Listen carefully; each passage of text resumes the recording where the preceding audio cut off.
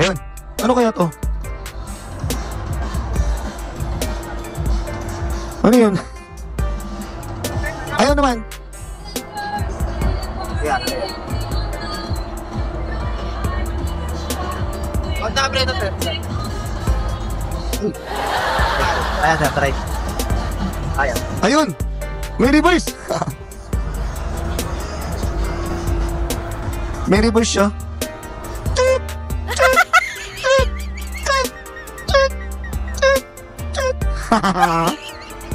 Action pa yan, sir. Hazard. Ayun. Dito, gusto niyo, ma'am. Ano to? Fingerprint. Kaso kailangan mo siya i-connect sa Apple. May application siya. Apple. Sa iPhone. Okay. May reverse din ba to? Yung power mode niya, wala. Speed. Ha? Smart mode. Yung ano niya, speed. Wala na. Ito yung ano mode. Pinakamabilis, 3. pinakamalakas sa akyatan, 1. Kaya ang 1 din, sir, nag-ano siya hanggang parang 1 to 45 sa abot. Okay. Okay. Okay. Ito yung max. Pag nakapreno ka, hindi mag-engage. Hindi aandar. Kailangan na andar. Okay. Okay, ikot ka lang. Excuse me po.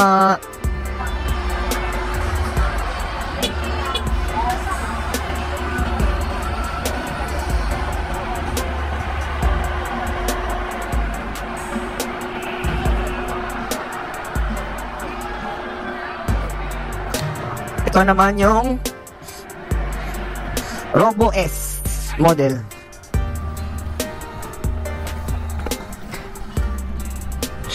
Acceleration! Okay, brake test. Okay.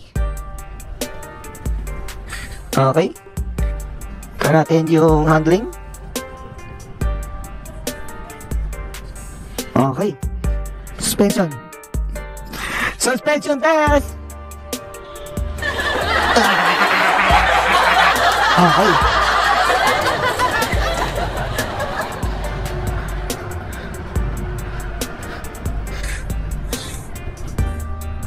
Okay. Maganda rin. It's nimble. Ew, magaan. Actually, magaan siya. Sarap.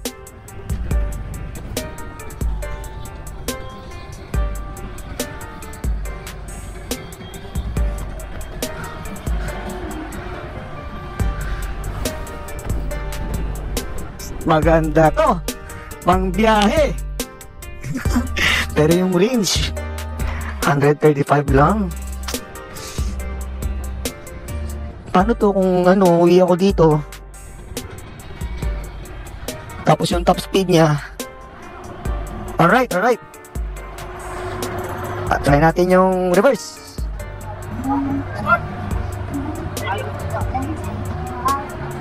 Yun. Ayun. Alright. Very nice, very nice. Okay. Review tayo ngayon, review.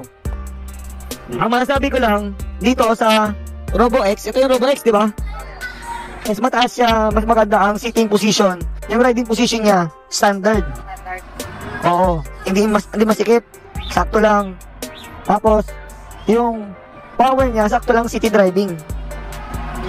Siyempre, e-bike, siyempre, nagkaka-issue talaga yan when it comes to range. Yan ang problema. Pero, considering na stock to, yung range niya na 135 goods, maganda na yun na range sa stock.